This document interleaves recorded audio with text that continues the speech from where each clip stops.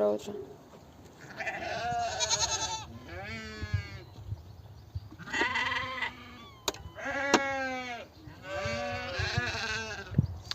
Очень доброе утро. У нас все-таки вчера пошел хороший дождик.